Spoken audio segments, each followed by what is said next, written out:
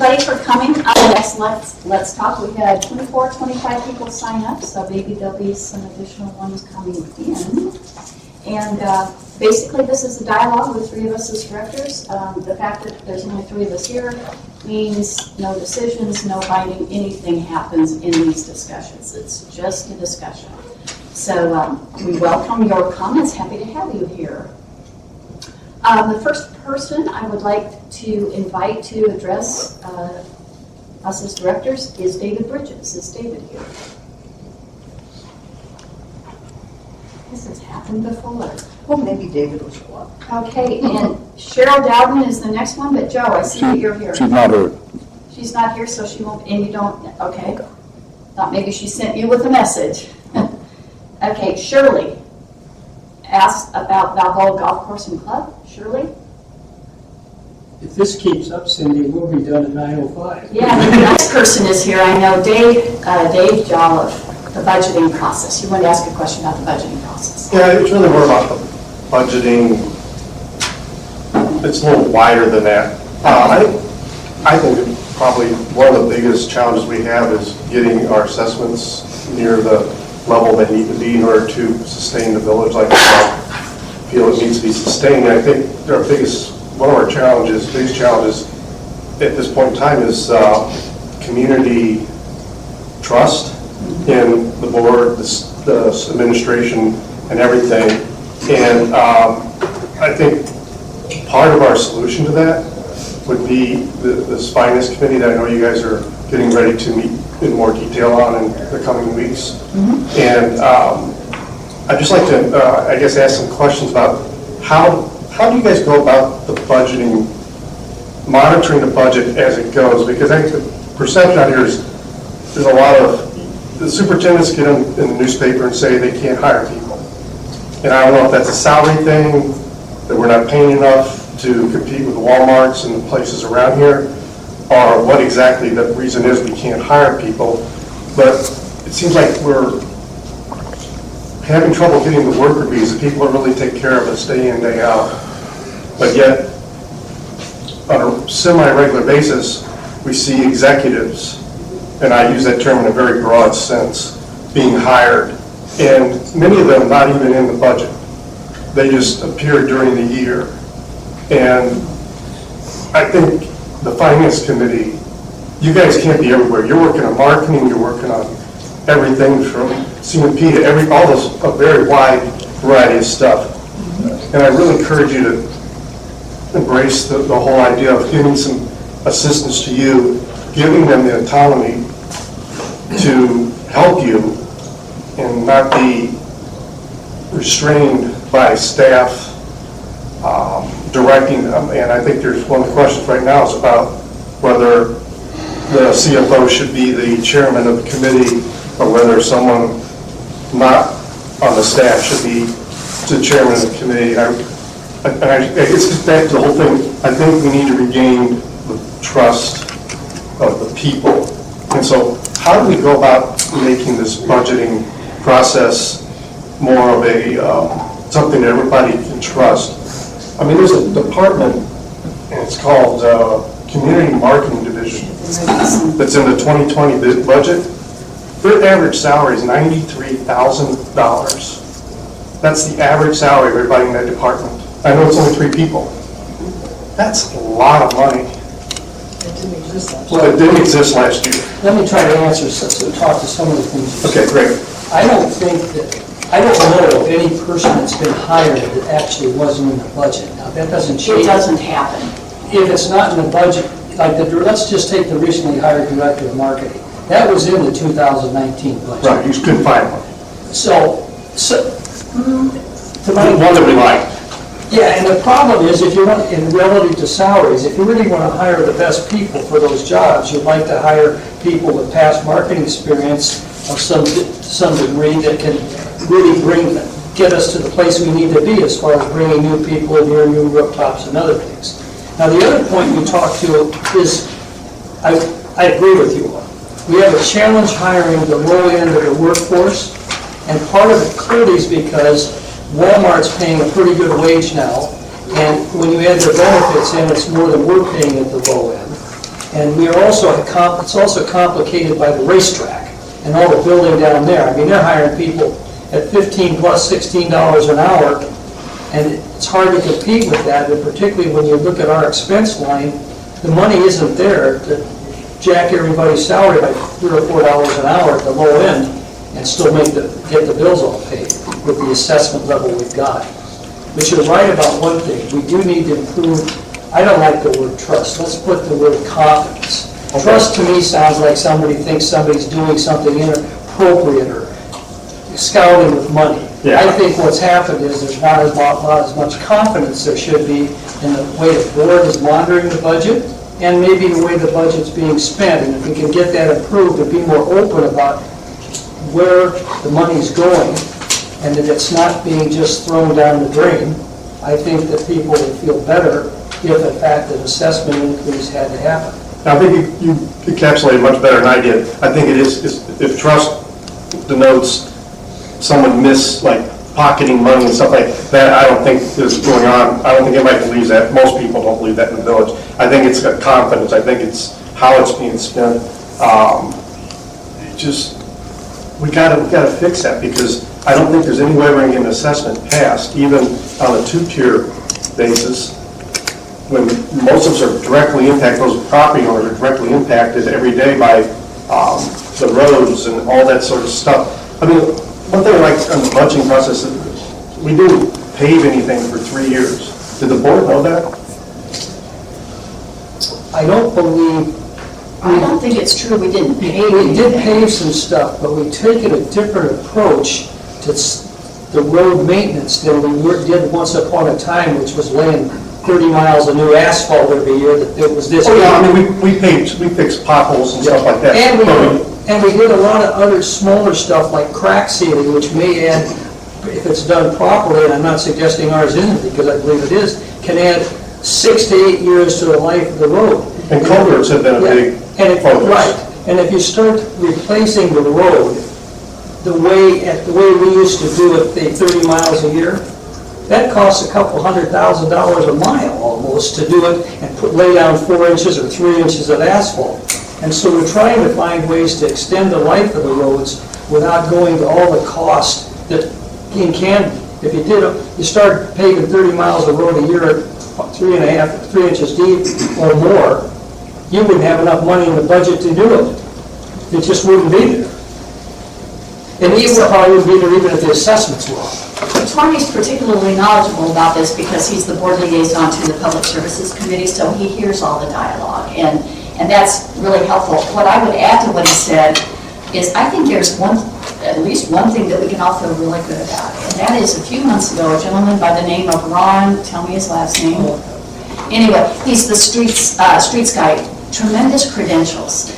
And he's the one that has come up with the plan to extend our assessment dollar. Ron, oh Lord, I can't even pronounce it. That's why I didn't give it to you. Sievwright. Seabright. Okay. To be able to extend the assessment dollar to care for the roads as well as they can be cared for. I think it's fair to say that kind of talent wasn't on staff prior to that. And while the position was vacant, not much got done, nothing got done, until they could get the right person in there to figure out what it was that needed to be done.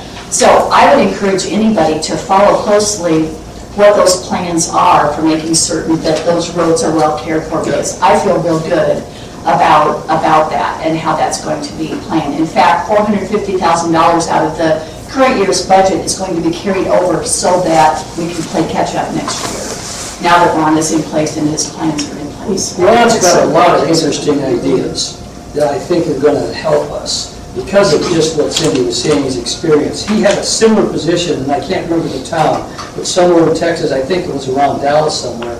And he brings so much to the table, and the reality is most of those people in public services are like the ones that were just given an award for a fine job they did on a lift station. We've got some talented people. I mean, 3 or 4 of them are master electricians, so it's not like we don't have quality people in our organization. We do. Right, and that's how I think we build confidence back in the association, is by right hiring, right? And demonstrated intent to stretch the assessment dollar. I think another confidence-building hire is Paul Sage as our new marketing manager. He comes with tremendous credentials and experiences and will jumpstart our marketing program, which we all concur hasn't been what it needs to be to grow the association the way it needs to grow. So I think if we accumulate these wins, it will start building confidence. We have a tourism director, and now we have now a marketing director. Exactly. Marketing manager. He's a marketing manager, he's not a director. It just seems like every year, the administrative staff gets bigger and bigger, and we don't even have where to take people off of culvert repair to collect the garbage. Has that happened? It does happen. We haven't, the problem in the garbage area, that's another public service issue, is that we haven't been able to find, to your earlier point, the workers. So now what we're doing, we're hiring temporaries through a service that actually, you usually think when you hire temporaries, you end up paying more money, and you usually do. In this case, we aren't. We're paying it's about the same cost as what we pay our own people when you have benefits in. But we have 6 or 7 people that in effect we've hired through Kelly Services or something to do that work because we can't find the employees ourselves. Are we paying them out of our salary dollars, or is that contract services? Well, we pay for their contract service, but the net of it is it's about the same as if we hired them ourselves. And we might even want to hire some of them, but there's a rule when you contract with someone like Kelly Services or the other, you can't hire someone for so many days or hours of work without paying a penalty for hiring employees. Yeah, and it also, that sort of thing convolutes the budget, because you move expenses from salary and you put it into contract services, and then we tout our salary expenses are down, and then the head count's down, but yet over here on this other line item, we now have contract service, kind of like when they did the cards. You got to be careful how you actually spin that. Yes. Because some companies will contract a bunch of stuff out so that they can say their employment level is lower, so it looks better on their annual report that I've reduced all these employees. Now, I don't see where we've done that. When we contracted out, like for example, the gates, it appears from the investigation I've done, because that was an area I had personally had concern, our costs aren't much different than when we did it ourselves. Well, I think the concern is the cost. But I don't think we did it to make it look better either. I think there were some issues with our own gate system, but who's to say? Now, see, I want to make one more comment about the marketing. A lot of people have made the case that we may be overstaffed in that area. I see a lot of much better things going on. Over a period of time, it's going to take a period of time to see if they work. And so while we may think we're overstaffed there, I'd like to hope we can give it a chance to see if what we've got actually works, because I think the team in place now is going to make us feel better about the growth of the village. I hope so. There's another thing I want to mention too. In the budget, the classification is referred to as compensation, okay, not just salaries. So if you have that, I have to go seek temporary assistance here and there, shouldn't affect any representation in the budget. However, when we outsource to ADP for payroll, like we did a few years ago, when we outsource to Ally Barton for the gates, that is a classification change, and we need to be cognizant of the effect of that in the compensation budget. Yeah. So when did that happen with the public service people, the trash folks? Was that in 19 or 18? They've been hiring outside people to backfill these slots we can't fill so we can get our trash picked up for some period of time. And it's not these are not contracts like Ally Barton is a contract that's for a specific year, and I think it extends every year based upon both people's interest. But we're hiring these people based on a much shorter window. It may just be effectively a week or two or a month at a time. It's not a long-term commitment. Do we set the criteria for those people, like background checks and all that stuff? Well, I don't know for a fact that's true. I'm assuming, though, that I haven't read our agreement to hire those people with the company we do it with. But I'm assuming that Jason and his organization, in fact, that did come up. I think at one of the meetings recently, that are they being checked? And I think the answer to the question is yes, so that we aren't hiring people that are, ones that we don't want in our neighborhood, let's say. So we don't have people riding the garbage trucks that have ankle bracelets on, right? I don't think so. If that's important to get a factual answer, call the POA office, because you're down into operational things that we don't know the I know details on. conceptually from the board, you would not be in favor of us. I would check into that Right. if I was you. And I'll go back and revisit it again. I know the question was asked, and I think that we're okay there, but I'd suggest if you got questions like that, call the POA, ask for Sure. Jason. He's more than welcome to talk to property owners every day of the week. Or pop them off an email. Oh, yeah. Yeah. Debbie, you're next up. You wanted to talk about marketing. Yeah, really just a kind of an overview, because from what I understand, part of the CMP was to put a marketing subcommittee together to develop a marketing plan. And right on the heels of the deployment of their plan, or the publicizing of that, the POA's marketing plan came out. So I just wanted to know how that all worked. Did it work together? What's the end product? You're right, the CMP called for, I think it was like 9 different subcommittees, one of which was marketing, so you're right about that. And in fact, reeling back at the retreat that the board held May 1st and 2nd, establishing the marketing committee came up and had some pretty robust conversations. Some of the members of the board were interested in establishing a marketing committee that reported to the board. Yet here was this in the CMP that had it reporting to the CMP Advisory Committee. As it turns out, there was not a majority of the board that wanted the marketing committee to report to the board. So therefore, the original plan to have the marketing subcommittee report to the CMP Advisory Committee prevailed. I'll correct you and say they were not chartered to create a plan. There's nothing in the charter that says they were to create a plan.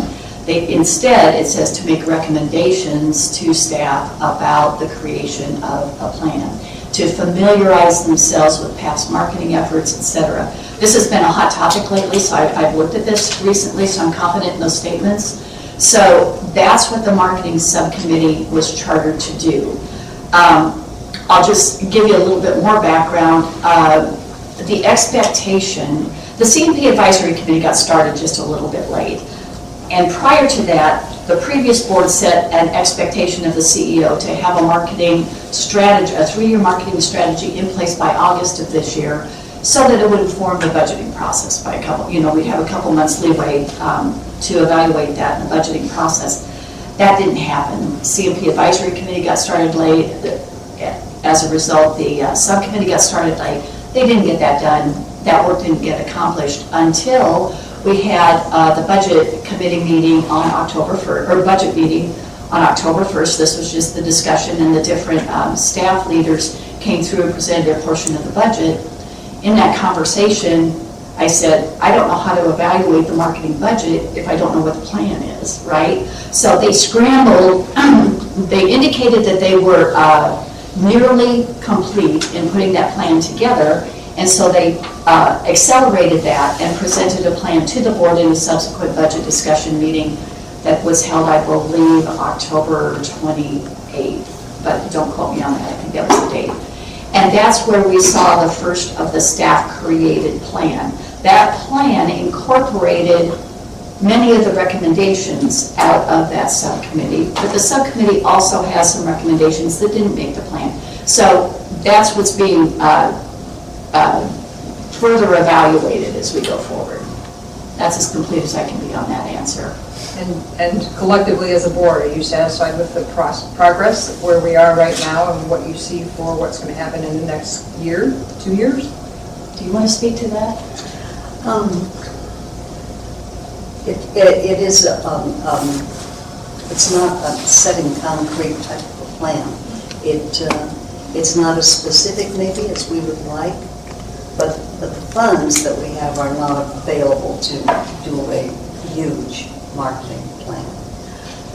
Jamie Caperton is also part of this subcommittee, so, there was interaction between staff and the subcommittee for the marketing plan.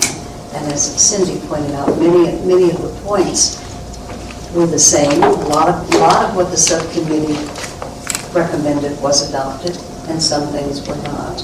But again, most committees, or all of our committees, except for a couple, are advisory in nature, and they make recommendations. They aren't making the actual decision. I don't know if that answers your... So Jamie is on the CMP subcommittee. She's staff liaison. Staff liaison. And one would think she was also involved in the discussions at the staff level to develop the plan that they put together. The plan you see, I view as a pretty satisfactory framework. But I think some specific details need to be added around, in a variety of areas about what the real deliverable is going to be in the marketing things that are going outward. Now, there's some deliverables that too ought to be inward too, so we all feel more confident and could personally go sell it to our friends and relatives that don't live here. But, so I think it's a good start, and I think over the next 12 months, I'm hopeful that we'll see changes. But personally, I'm going to watch it as we go along, and while I don't run the operation there, I'm surely going to make suggestions if I see things that I think could be done better or different. And I've got some additional comments. I think there was a reluctance to get too far ahead of our headlights before the marketing manager was hired, right? To make too many plan-specific commitments that once you hire talent, that talent would feel bound by decisions that have been made. So if there's any disappointment in the lack of specificity in the plan, I think that can be attributed to allowing this new individual, this Paul Sage, to come in and develop that plan more thoroughly. So I have a great deal of confidence in that. Another thing I would mention, the board should not be in a position to second guess the validity of a plan. What we should do is say, is the plan delivering the results for the association that we need to have delivered? Which is measured in rooftops, right? Which is measured in amenity consumption, where we have overcapacity, that sort of thing. So we have to make sure and stay in our lane and not be pseudo oversight of operational execution, and do stay in our lane of saying, we need this to deliver rooftops. I was part of the Future Funding Task Force years ago that recommended the two-tier, but we said three things coming out of that. First of all, we recommended two-tier, but we recommended two other things that I think sometimes gets lost in the conversation. The second was that the 800-pound gorilla here in the village is golf, right? I mean, that's our biggest assets, it's our biggest revenue generator. The subsidization of golf was getting out of hand, remains out of hand, and so we set a target to limit, make the kinds of operational decisions and budgeting that would limit the subsidization to $1.5 million a year. We're not there yet, but that's a big thing that was necessary to make certain that our financial condition was the best it could be. The third that's relevant to this conversation, though, is we said, as a conclusion of that task force, and this was back in the middle of 2014, that if we didn't pass the assessment increase, the two-tier assessment increase, we would be out of cash in 2016, and we would have to face coming back for another assessment increase in 2020 if growth didn't happen. Well, guess what? We ran out of cash right before 2016. We had to get a line of credit to be able to pay some operating expenses. It was just a brief timing thing, but we were close to out of cash. And now here it is coming up on 2020, and we don't have the growth yet that we need to prevent another assessment increase. So that's becoming a very real discussion point at the board level and the community level, is what do we do now that growth never materialized?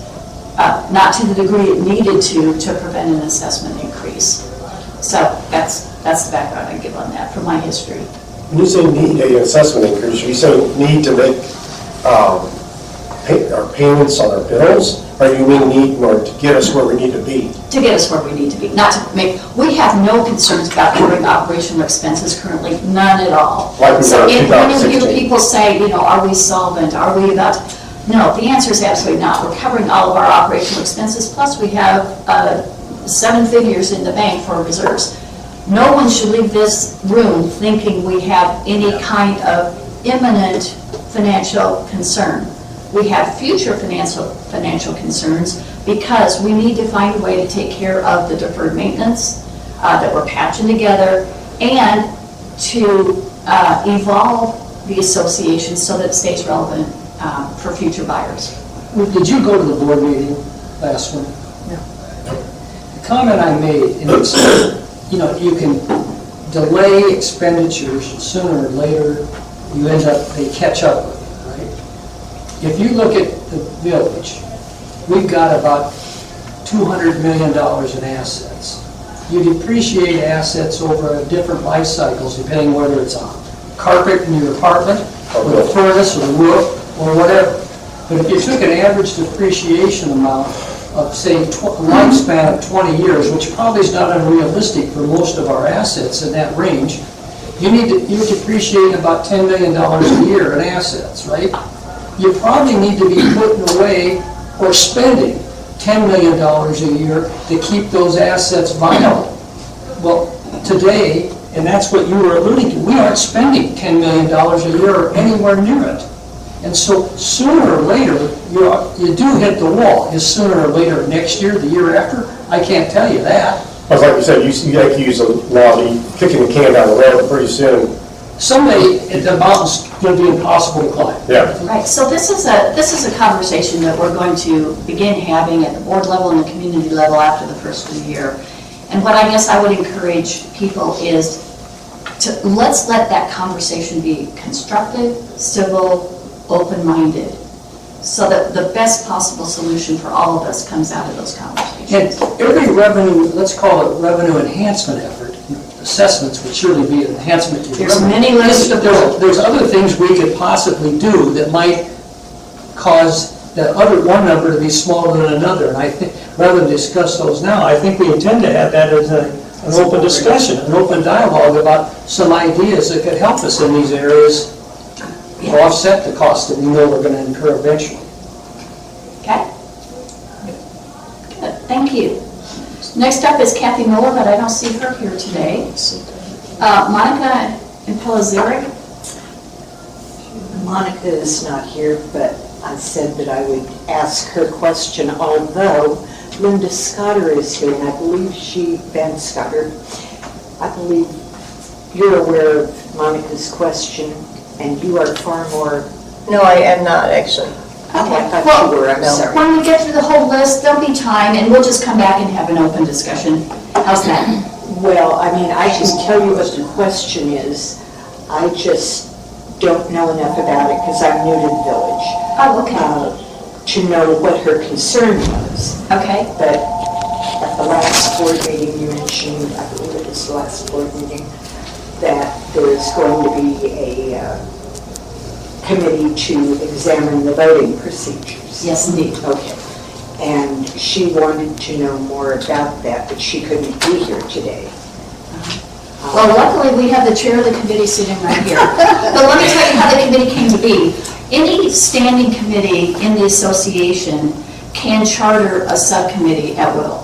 The board doesn't have to be involved in that decision at all. So if a standing committee decides they need help with a particular task, they charter a subcommittee. That's what we did on the governance committee. Tormey serves on the governance committee, and he's chair of that voting procedures group. So. I think she wanted to know more about what that committee would be looking at. Okay. Well, we've had our first meeting last, I can't remember, Wednesday, I think. It was Wednesday. Yeah. And first off, the committee's made up of exclusive of me, other great people. Keith Keck, Thanks for that clarification. Jerry Yurk, Jim Zahn, and Renee Haugen, who has been actually she's on the works for the POA, and she's been handling the mechanics of the elections for a number of years, and is a wonderful asset. Make sure they understand what we've been doing. Another reason for confidence. Absolutely. And the committee was, when I sat at the first meeting of the committee and made some opening remarks, let me say this for everybody. I don't believe there's been ever any malfeasance in our elections. I can't find a spot where anything was ever really done wrong, but there is a confidence level that because of some of the policies we have or processes, it could happen. And it's been overdriven in the community that there's an issue here. But what we're doing is we're going through the bylaws, we're going to establish policies where they weren't, but the issues that we are establishing for were being covered in many cases by our procedures. And we're going to look where we can tighten some things up to increase the confidence. And we will hopefully have a recommendation out on that by the next governance committee meeting, because the governance committee looks at these recommendations before they go to board and makes sure that they aren't conflicting with other policies. And then whether they like the recommendation or not doesn't matter. That's not our job. That's not our job in the governance committee. It's just to determine whether there's a conflict. And if there isn't, I expect that to go to the board meeting in the December, I think it's 15th meeting. 18th, as a new business and voted on in January. And January, and therefore implementable in this election. I'm not going to talk to what the ideas we have so far, but I do know a lot of them. And the ones that ought to give people more confidence than they may have today. But again, I don't think anything's ever gone wrong. But Would you characterize them as tweaks or overhaul? pardon me? Would you characterize them as tweaks or overhaul? Tweaks, absolutely, tweaks, not an overhaul. Because so much of what we've done is just fine. And I would go, what probably a good share of what you'll see is possibly a movement among the governing documents. Things that are in the bylaws might be a little too procedural, better placed in policies, or things in the policies might be better placed in staff procedures. That's a possibility, so. Yeah, that's exactly right. Yeah. But we're pretty close, actually after one meeting and a couple phone calls, we're pretty close to putting it all together down on paper and having the recommendations and the policy changes, the procedure changes, and bylaw changes ready to be reviewed at our next meeting. Will we have time for public comment between that? Yeah, it's presented as new business in December and voted on in January, so that month in between is always, that's why we do that. We introduce something in one month and vote on it the next month so that the public can weigh in. And then candidly, I can't imagine the public won't support the devil out of this. I have a question then.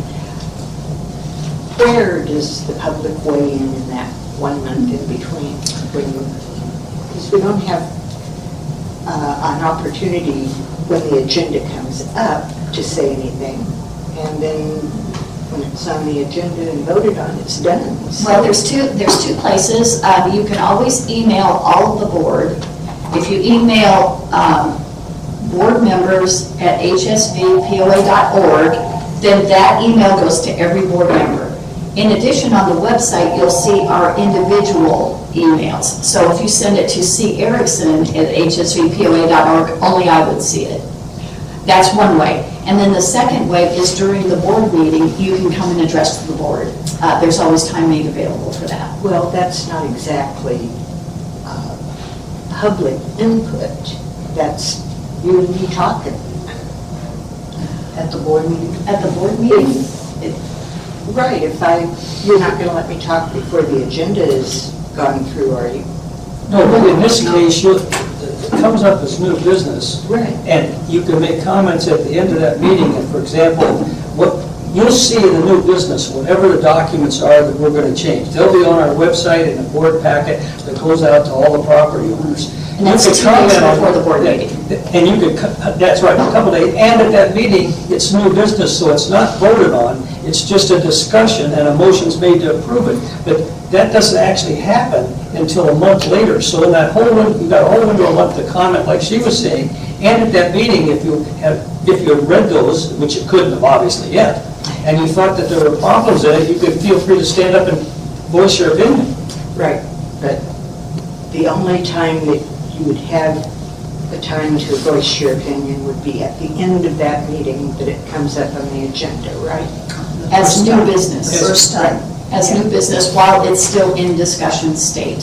And one of the reasons in this case, on this particular committee, that we wanted predominantly dominated by people who weren't on the board was for the reason to make sure that the property owners had confidence that we had first quality people doing it, like, and Jerry Urick has been running our elections for a number of years, although he hasn't done the last two, and Jim's been involved in them, so we got good people. And they're just regular. Yeah, and you could have had a committee with 50 people on it, but you know what happens when you get a committee with 50 people?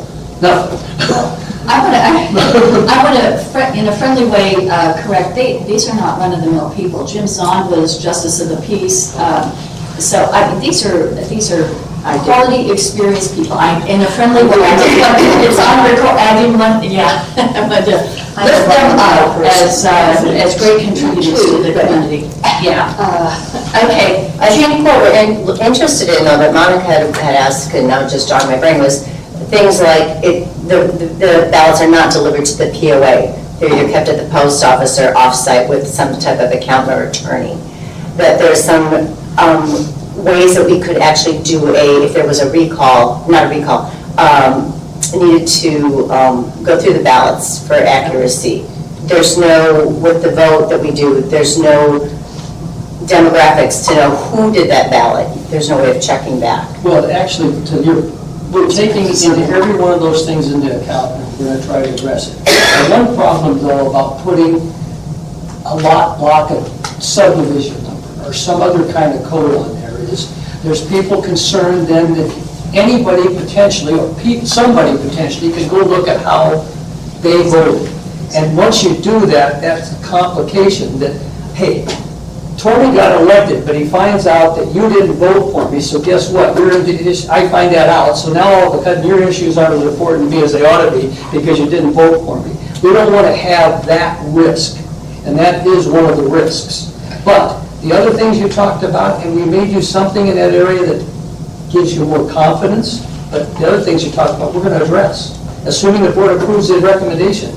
We've already discussed it all, everything you brought. And there are slightly different procedures for board elections and voting for things like declaration changes and assessment increases. The procedures are just a little bit different with regard to identifying the ballot, who's responding on that ballot. Well, if it could be simple things like I could be number 10,462. I don't have to actually have my name on it. I don't actually have to have my lot number. I just, and there's a number associated with it.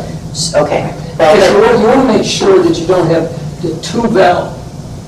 If you had, for example, if you had every ballot had some kind of number on it that wasn't even tied to you or to me or anyone else, you could have the ability then to see whether two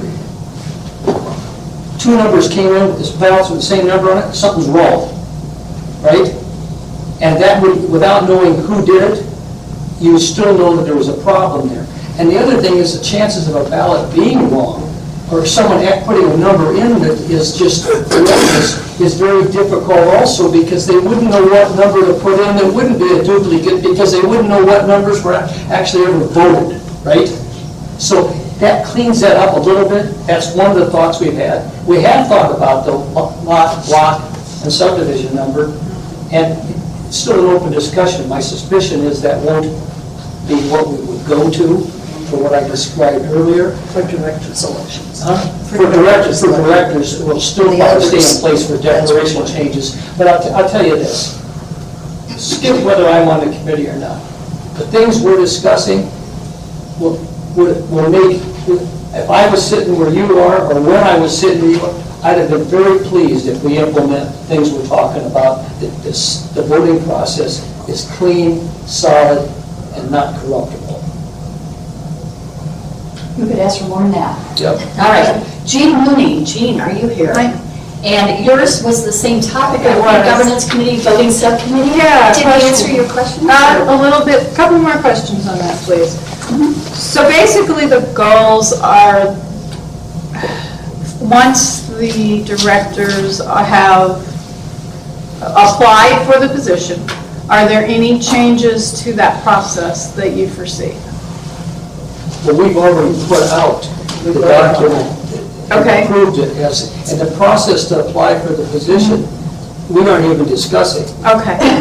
Okay, so what you're discussing is actually the process of The when... procedure after the ballots go. After the ballots go out. And then they come back.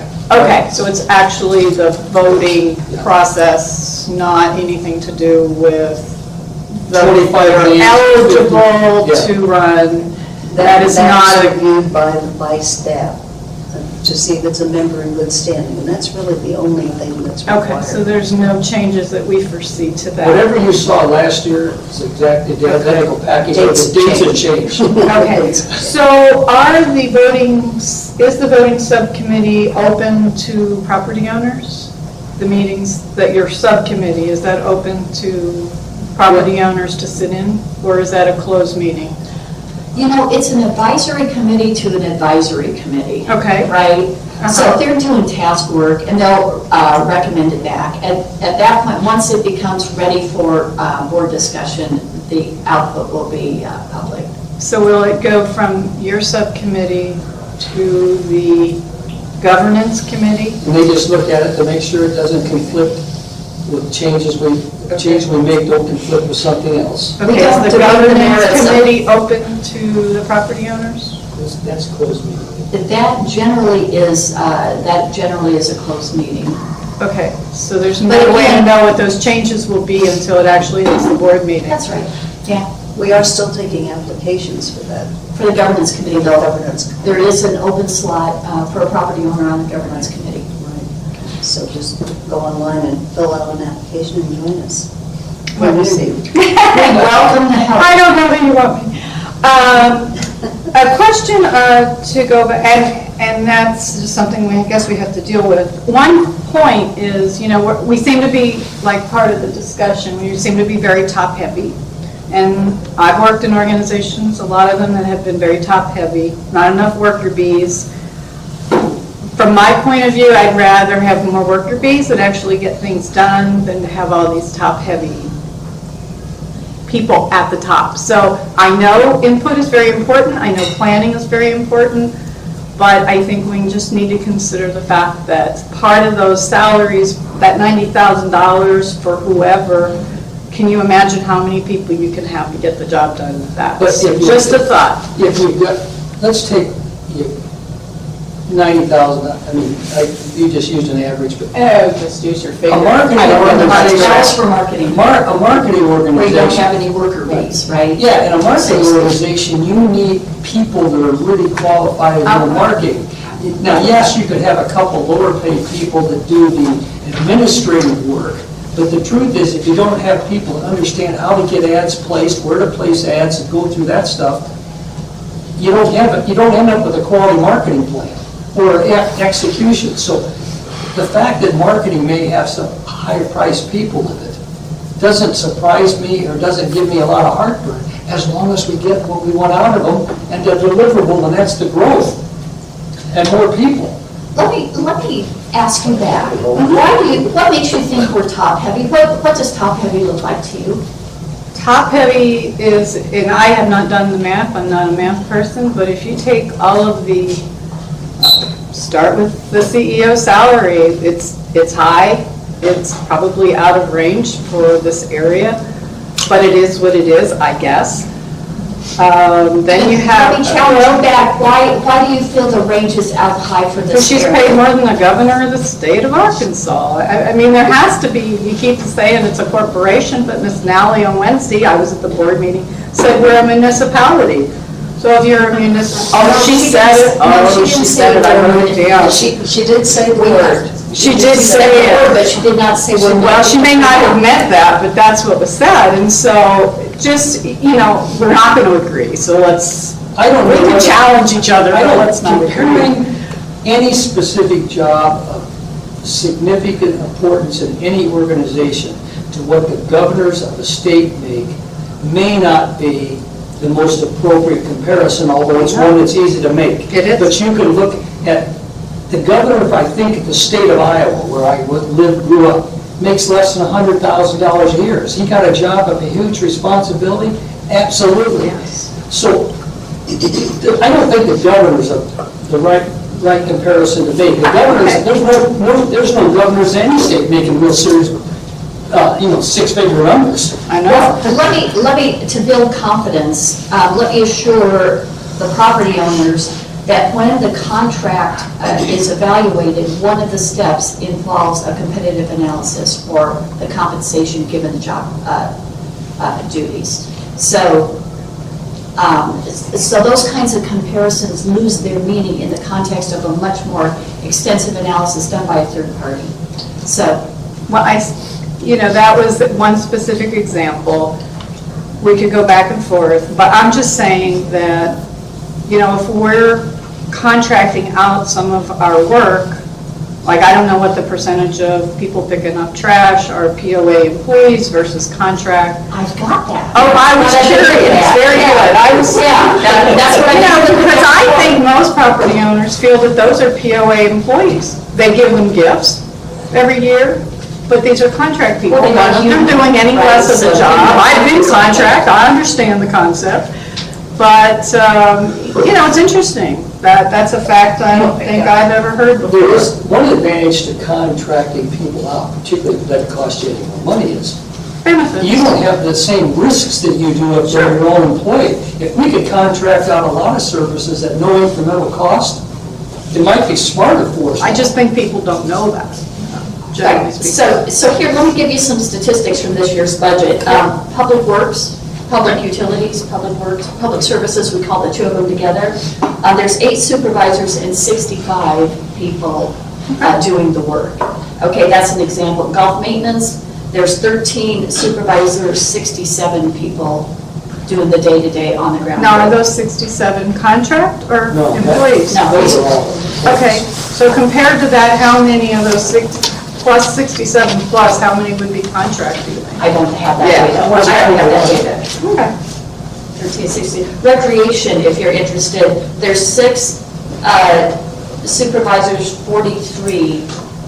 But again, we don't know how many more are actually contract. Okay. No. I don't, Food and That would be an beverage, interesting fact to know. So this is why I bring it up. When we say we're top-heavy, I'm giving numbers that I hope will give people confidence that maybe we're not so top-heavy. usually you think in the ratio total- needs to be 7 to 8 to 10 to 1, and our ratios aren't that far off of that. And most of those areas you're talking about, we aren't doing outside contracting in food services or in golf. It's primarily in the trash pickup, and we contract, for example, the people that mow the street, mowing here, and do along the side of the road, because we found out it's a lot cheaper. They break their equipment instead of ours. That makes sense. I don't think the concern is that we think that the golf department is top-heavy in management. I think all the concerns the villagers have reside in the building down the street here, in the administrative office, where, jobs that didn't exist 8 years ago have multiple, there's probably 8 of them that did not exist. CMEO, I can't even find that in the budget. Now, she seems to be a fine person, but if I find that in the 2019 budget, where it was proposed in the fall, and then she was hired in 2019. Wasn't there? I can't speak to that. I don't have that data. I know, but that's the frustration. These things, if you do look at the budget, and not all villagers do, but some do, you don't see the CMEO in the budget. It's, okay, here's what I'm going to do in 2019.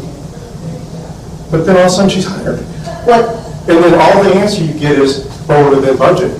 Well, so much of the paperwork that comes out of the office over there is 2018 budget compared to 2019 budget.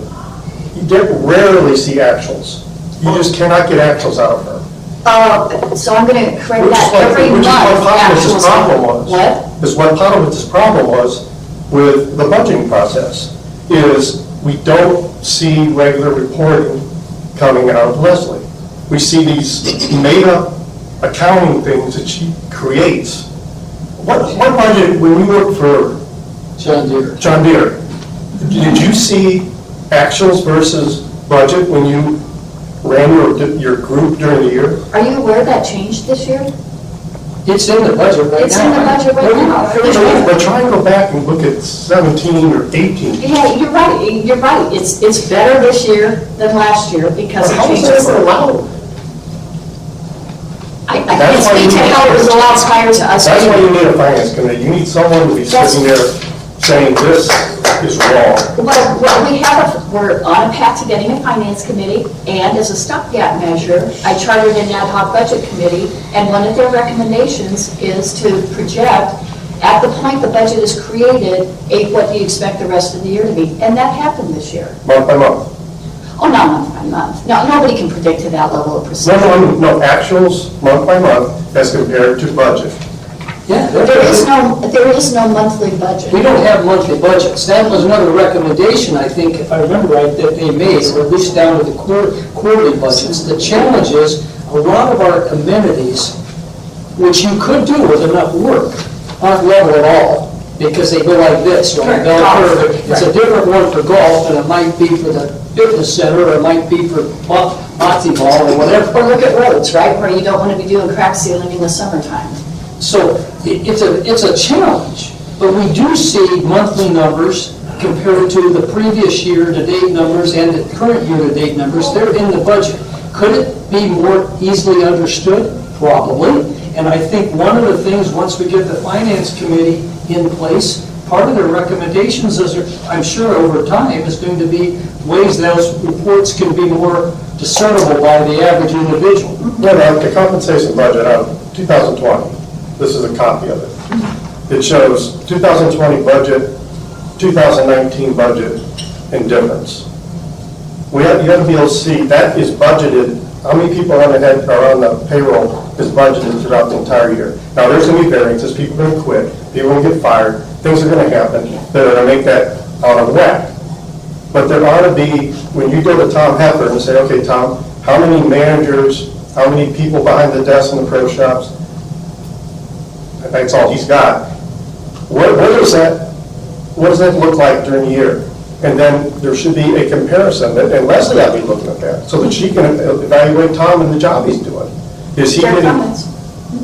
It just, But I will tell you that the exhibit that you just referred to, we wanted some more detail too. So a supplemental exhibit was provided to us, and it was discussed and videoed at that, I think it was October 28th meeting. I might not have my date. the short one? Yeah, no, not the short one. No, the short one. The third no. budget meeting. The third budget. The third budget meeting. Before the vote. Yes. It was zoomed or whatever. I'm glad to see Live you're view. getting more actuals, because it is just frustrating for anyone who cares about this on the side, not on the board, to sit there and see whether they have valid concerns, or to dispute people who you see in the tee box, who say, I heard it, blah, blah, blah, blah. It's hard to go and dispute them when you can't go, you take the time. You can't go into the website and discern whether that's crap or whether that's accurate information that's You know, being I spread. think the thing that changed this year to a greater degree, although it was moving that way in the past, there was some fairly lively discussion that was actually available to the people to see. It was on Zoom or something around this year's budget. I know that there were a majority of the board that were fairly aggressive about their concerns about some revenue forecasts, which in fact caused the budget to be modified. And Why it didn't pass in and October. we went, I don't know how many times we had to go through 5 versions of the budget before one finally passed, but I would suspect it may never have happened before. I don't know how Gary Myers cut what he cut out of his budget to agree with what you had to say. He was either padded before. Oh, we aren't going to water the greens. I don't know, how do you cut $100,000 out, then come back and cut another $50,000 out without saying, I'm not going to cut the grass, or I'm not going to put any chemicals on it? Well, there's levers that can be pulled, and one that they're looking at doing this coming year is on a rotational basis, shutting down a course. Pressing then that demand for golf to the remaining 7 courses. But you can't- That doesn't come without its own problems. Yeah, you Don't can't get stop me- cutting the fairways. No. No, you got to still maintain. Yeah, so yeah, yes. There are ways to cut, but you're right to acknowledge we're near bone. We're through flush, we're I don't know how Bullet to you're gonna do it. muscle and almost to bone. So hence, we're back to, we need to have a very serious discussion about revenue Yeah. for this association going forward, because we can't do this much further. Yeah. Well, this started with Jean's comment about being top-heavy, and how that question came back to her. Uh-huh. So, in the budget for 2020, where we are losing staff is in the golf department. There's 18 jobs that are going to go away in 2020. There's 18 open requisitions that were going away. Some never got filled. Some never got filled. So people aren't going away. Approved open positions that never got filled. And I don't know the exact number, but it's most, if not all of them.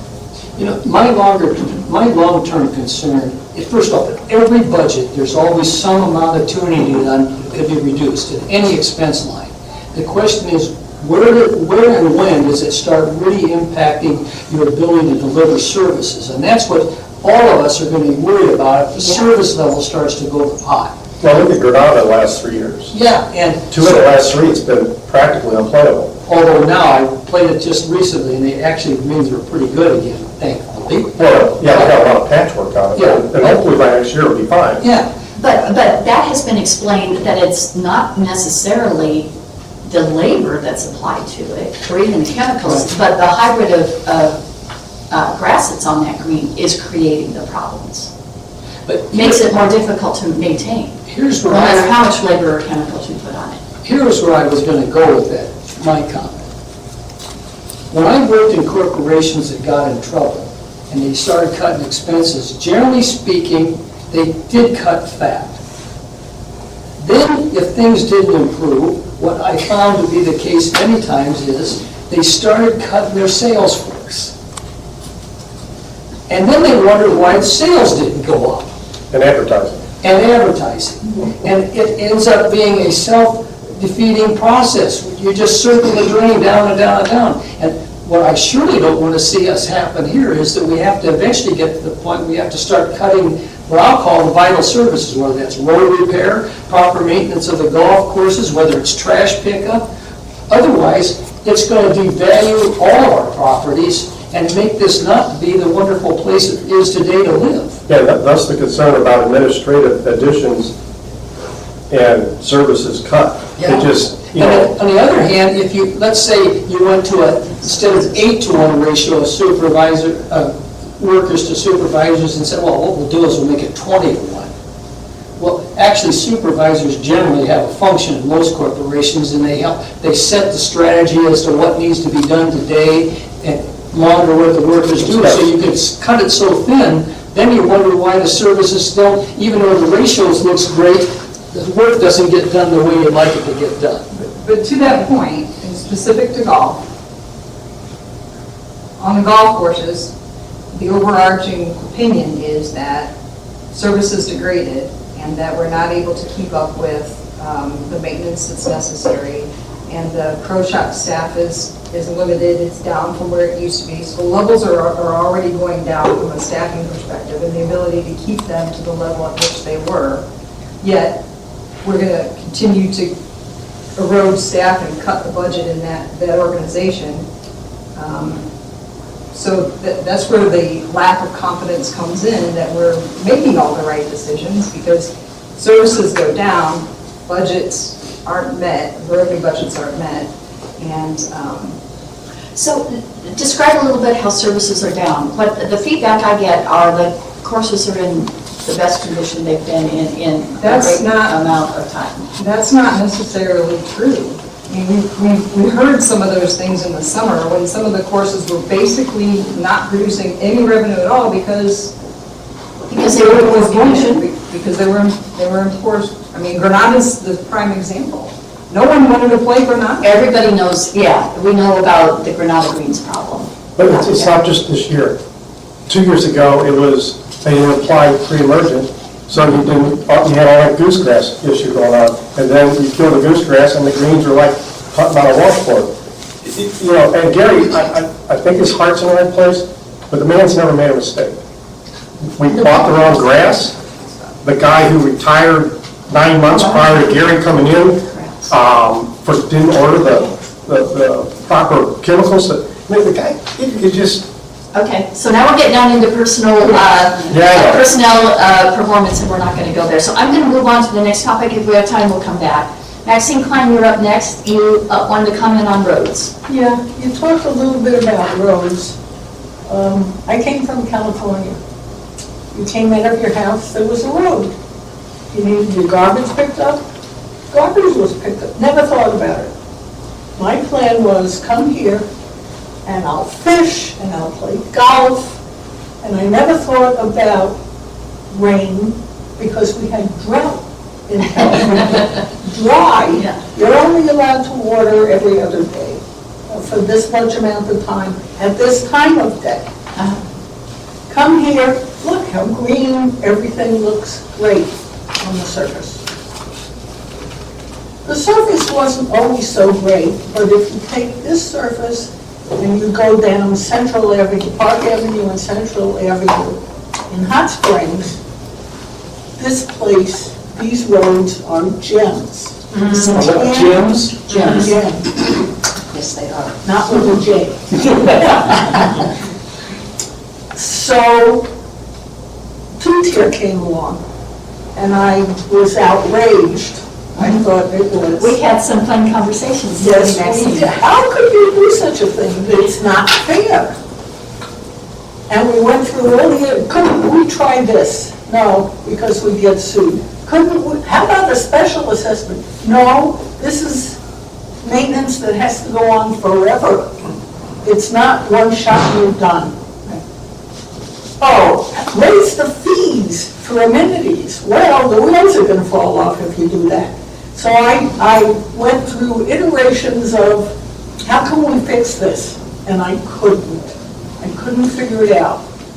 So I asked everybody who hated two-tier, give me a hint, give me your plan. How can we do this without such an unfair thing? I don't know, but this is no good. So in the end, what happened was you held your nose and did it. Yeah. Was it enough? No. Was it better than what we had? Yeah. One of the reasons I came here, $30-something a month for amenities? Are you kidding me? They must put taxes or something. No, they're not allowed to put taxes. Because we're not a municipality. I know that. So let me get back to roads for a second. We have roads going everywhere. We have roads that go down places where there is a bucket of trees and not a home. No home. Oh, we have roads. We have roads that we have to maintain forever. So your question? The question is, how did I manage to get volunteered to go out with a bunch of people inspecting roads? There were 5 teams, each had 3 people on it. And I know somebody sitting on the end there was on one of those teams. Boy, did I learn real life in a big hurry. At a level of detail that I never would have dreamed of. So my question is, if we could get more people, I don't know how to get more people to volunteer their time to do some of this stuff so we don't have to hire people. And I learned alligator cracks and rugging and ponding. Transverse and lateral. Yeah, and this is a new language to me. So we should rename this place Hot Springs Village University. What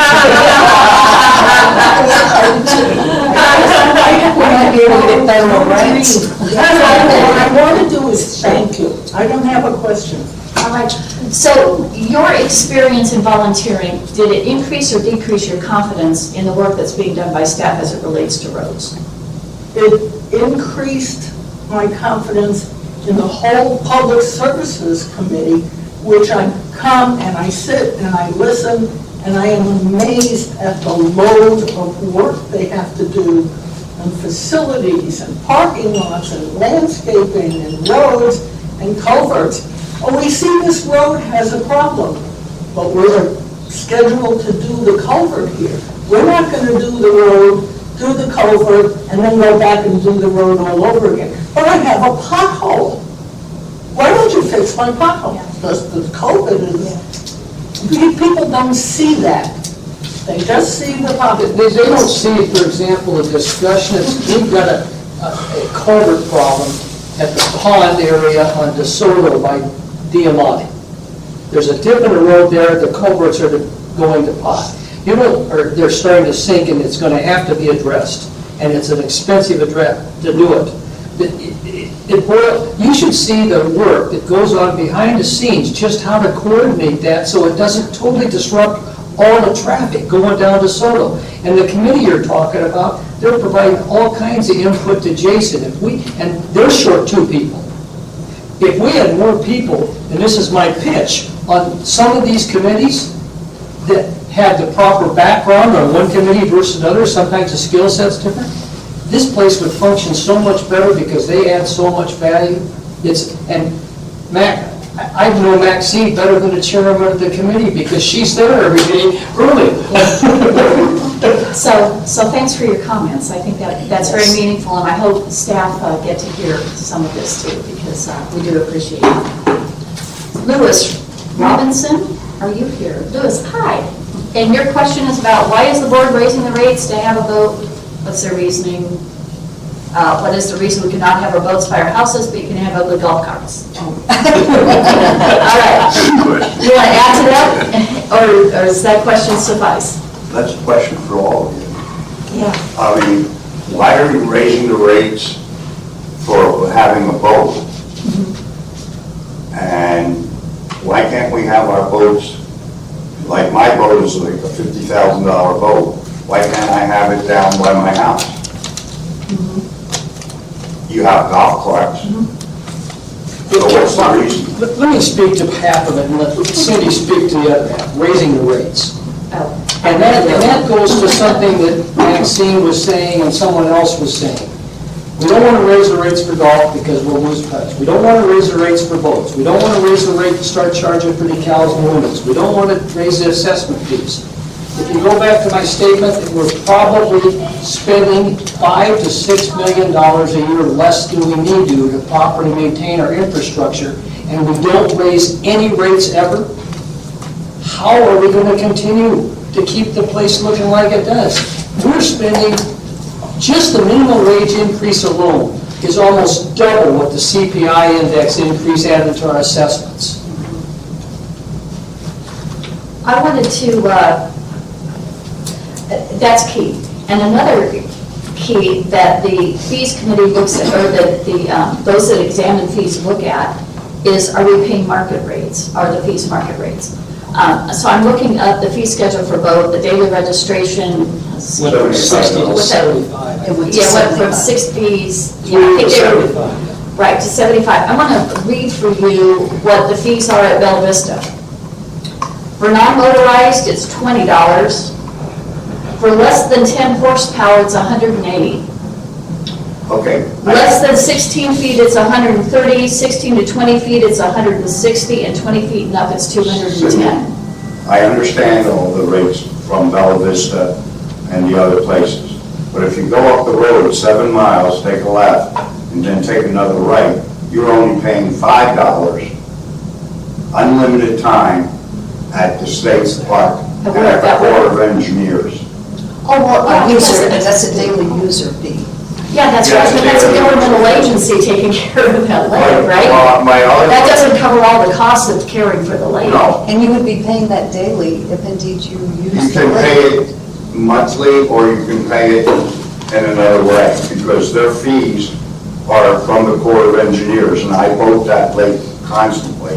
Right. As you can pay for like a whole year, and it's year to year. It's like if you have your boat in December and you go in December. Yeah, but you won't wait 12 months, kind of, is what you're talking about, yeah. I used to have my boat on, which I don't have anymore, thankfully. You know, it's the second happiest day of the homeowner's life is when you get rid of it. But I used to keep it on Hamilton, and if I remember right, I was paying $2,400 a year for my slip there.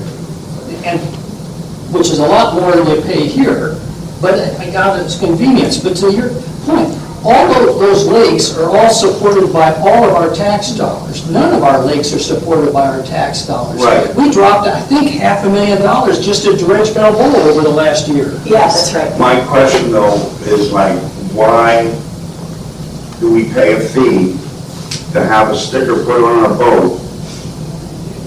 And what do you get? What do you mean, what do you get? What do you What get? would you expect to get for putting your sticker on? Well, there's your a- fee? What do you There's, expect? like, if you look at Waypoint, there's a marina, but half of it's not even working because of the electricity. There's no mechanic to help you fix your boat if you have a problem, and all you have is a boat ramp. Well, what do you get, using your example, what do you get at the state? Do they have a mechanic there to help you? Yes. But it's a private, it's not a state employee, it's a private business, it's the mechanic, isn't it? Brady Mountain. I'm not sure if it is or not. I suspect it is. I think he's a contractor. And what do you get? I mean, the lakes budget is much more than what the fees brings in. But I we're think putting my other chemicals question on the down. boat, half the people on the lakes don't even pay their fees. No, that's not true. They have done an audit 2 years in a row. And yes, they identified people that didn't pay their fees, but once they contacted them, all but one each year ended up paying their fee. And that person That's was another in miscommunication. foreclosure. Yeah. That one person was in foreclosure. So we have to be careful with our facts, and that is a fact, the last 2 years. Because I was at the Lakes Committee meeting last month, and I asked that very question. I know when I was the liaison to Lakes Committee, that was true the year before, I didn't know about this past year, and they said it happened exactly that way again. Yes, there were many out of compliance, but once they followed up with them, all but one became in What compliance. is our subsidizing lakes this year? Yeah, you can look it up. Well, it's less mainly because we're not dredging. Yeah, we don't have the big dredging, we have two smaller lakes. $500 million. Yeah, so dredging is one thing, chemicals is one thing, buoy maintenance, there's a lot of expense to maintaining the lakes. And as a matter of fact, when I first moved here in 2012, the complaint was, we're not spending enough on these lakes, and we don't spend near what Bella Vista spends on their lakes.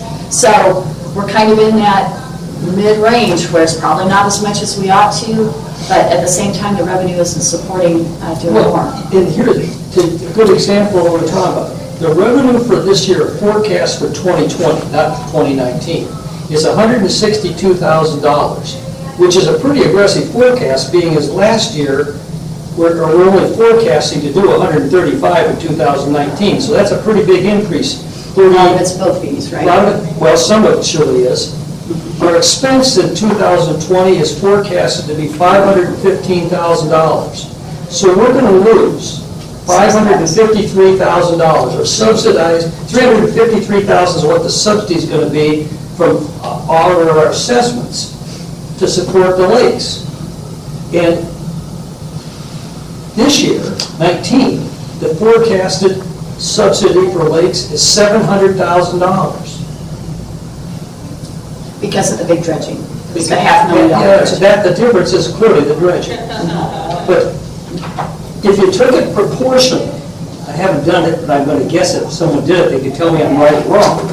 We subsidize lakes as a percent of overall cost at a higher rate than any other amenity in the village. Trails is fully subsidized, Oh, okay. yeah. So it's a Because we don't collect anything on the trails. Any other ones where we actually collect a fee, I guess Or we we're doing collect a something. fee, right. Okay, Rocky, your question was, you said 2 attaboys and 1 question on Board of Directors orientation instructions. Yeah, first of all, I'll change the attaboys to kudos due to the audience today. But, Thank you. That was a weak moment when I wrote it. That's, no foul. Finance committee, that's pretty much been beat to death. I'll come back and have one comment after I ask my question. That's a kudo about the fact that you established a finance committee, and it sounds like you're doing a lot of right stuff now. Yeah, let me be clearer. We're having open discussions now that aren't resulting in any decisions. We had one couple weeks ago. We're going to have another one December 6th to wrap up our work. That's to see where the board has consensus. Once we understand that, we're going to write up a charter. It will be introduced as new business in December. We're counting on that if we can get our work done December 6th. Introduce a new business in December. The community will have an opportunity to comment about that charter at that time. And then in January, we'll vote to approve the charter, whether it's in the initial state or some modified state as a result of community input. But it's our expectation it will be approved. Yeah. There's no guarantee. That's right. That's the whole idea of this consensus conversation, is to try to prevent charter wars like we had last. It's encouraging as long as you've got full representation, membership, and otherwise. Okay, fair enough, yeah. Okay, on the election committee, I think we leave that to death. Again, congratulations for doing it and what you're doing so far. I started to make some comparisons to how the covenants were, that voting was done and the board of directors voting was done, but I understand the differences now. So you've answered that, but again, for what you're doing, I think that's good and commend you for it. I've got a question, and then I'm going to make one or two comments, if I may. When you do the new board orientation, okay, you have outside consultants coming in. Who is in charge of that orientation? Tell me the mechanics behind it and help me understand, because my opinion, I'm trying to be very delicate how I say this, my opinion is you've had some consultants, whomever is leading the parade, telling the board members that basically freedom of information, don't have it. Had a judge come and say, he's wrong, he's been done wrong for all these years. They've been telling you that we're a corporation, that you're supposed to serve the corporation and not the members. Could that be wrong too? So, okay, yeah. That's as nicely as I can ask. And that's perfect, that's fine, it's an important discussion to have. So, let me just walk through what we call the new board member onboarding process. It starts, and you might have noticed it in yesterday's Village Digest, there's going to be a candidate orientation scheduled Saturday, December 7th, and it's basically for it's open to the whole community, but particularly targeted for those who are contemplating whether or not they want to be a board member. So it's very high mechanics of what it means to be a board member, helping them to make a better informed decision about whether that's a path they want to choose for themselves or not. What you're referring to then, we hold in late March after the new board members have been elected, but before they're seated, and it's 2 days, and we bring in your outside consultants and attorneys to talk to us about, it truly is an education. It's not just an orientation, it's not opinion sharing or whatever, it's guess what? You've got some real legal liabilities here, you need to know about it because of the way we're incorporated. It's very specific knowledge that needs to be imparted before they get sworn in as board members. Then,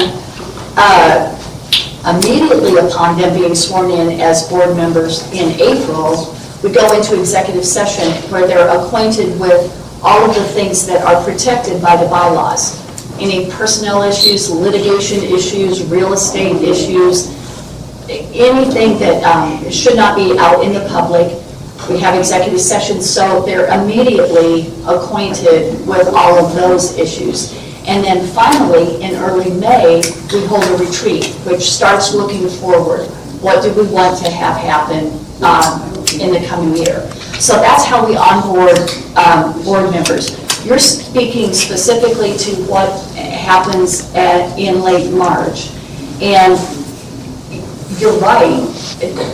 We bring attorneys in to make certain that new board members elect, understand their legal responsibilities. Because if they don't, and if they operate outside what's expected of them legally, the D&O insurance that we have will not cover them.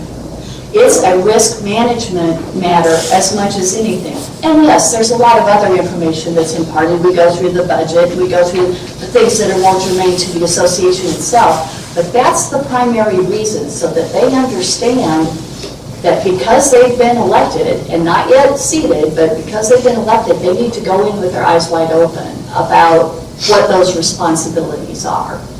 Okay, but again, I'm saying this as nicely as I can. You've had these individuals come in to basically advise the new To board member. inform. I believe, right, To to educate. inform. And we found that the Freedom of Information Act has been wrong all these years, based on what the judge says.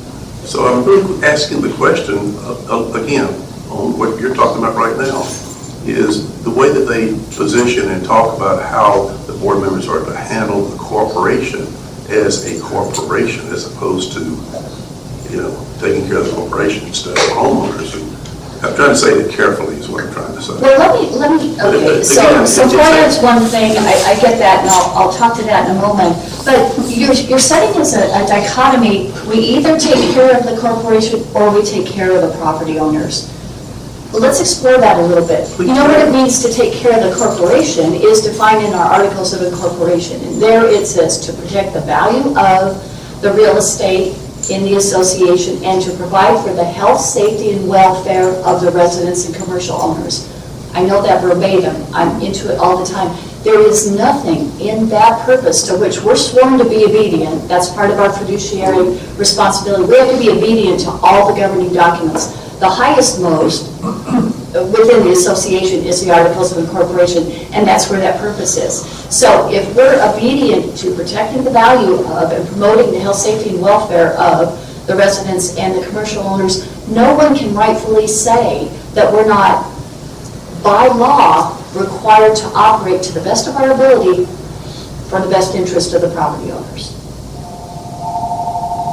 I'm going to accept that, the way you said it. All right, thank you. I appreciate that. Now, FOIA, yeah, you're right. The judge did come back and said that any member that has a proper purpose now has access to our books and records. That was an interpretation, right? Realized the policies that ran contrary to that were established by John Cooper in the first place. And then his grandson sued us over that. And now there's an interpretation that says those policies weren't right. And we're adapting. Nancy needs to be given tremendous kudos. She and Buddy Dixon and Mike Mish and Kathy Miramontes went through our bylaws and went through our policies in painstaking detail to say, okay, what do we need to change now that the judge has issued his ruling? So we are getting obedient because that's our fiduciary responsibility to be obedient. We're getting obedient largely because of the good work of those that I just mentioned. I don't think Cindy was trying to throw John Cooper, the second or third, whatever his title is, under the bus at that comment. People's opinion changes like the laws of the land change over time because Congress modifies them or the Supreme Court decides that the law was not legal in the first place and they throw the whole thing out. And so John Cooper Sr. did a job. He thought that's the way it ought to be. His successor, once or twice, decided that probably I want more information. The bylaws have been put into compliance with the CC ruling. Okay, I'm satisfied with all those answers for now. Okay, I appreciate it. I appreciate the question. Well, I'm trying to be as delicate as I could because, that's the impression that a lot of the homeowners get is the questions I was just asking about. That's right. Well, thanks for the opportunity Okay, to address I've that. got one more follow-up. A quick follow-up. In the marketing, are we including and capitalizing on the fact that we're the largest gated community in the United States? Or is that message being diluted or going away? Well, this is an area where I personally think we are not capitalizing as well as we could on that and a variety of other things. Do we really push hard the fact that we've got such a huge, immense inventory of amenities? And even if you looked at what the rates are on them, they're still very economical. And we should be selling the devil out of that everywhere we go. Because you could point to the fact, someone could say, hey, I can go, there's a place over here, XYZ, they've got 2 golf courses, and it only costs $40 to play there, and you guys would cart at $45. Okay, So that first response is, you're off the mark, you're $5 high, you're not on market. Well, my response is, where are you going to go that you can drive 5 miles and get to 8 courses that effectively are all private courses? In reality, we surely let people in from the outside, but I've never asked for a tee time and didn't get it within 15 minutes of what I wanted. Now, that's a problem, 2 letters of that, because we don't have enough people playing. But Too much capacity. if you got to compare apples to apples here, and if you take everything, 12 lakes, I just read a place that has, I sent to Cindi, a place out in Arizona, it's called Leisure World. They got 12 lakes, 2,600 homes. The fees range from $264 a month to $416 a month. Everything's included, all the amenities we have. They have 12 lakes. My guess is they don't have 12 lakes like ours, number one. They have 2 golf courses. It costs $75 for an outside person to play and $50 for an inside person to play. But their fee from $264 to $416 does cover tennis and all the fitness center and all that. It's kind of an all-in. It's an all-in, except it doesn't cover golf. And this was in 2017.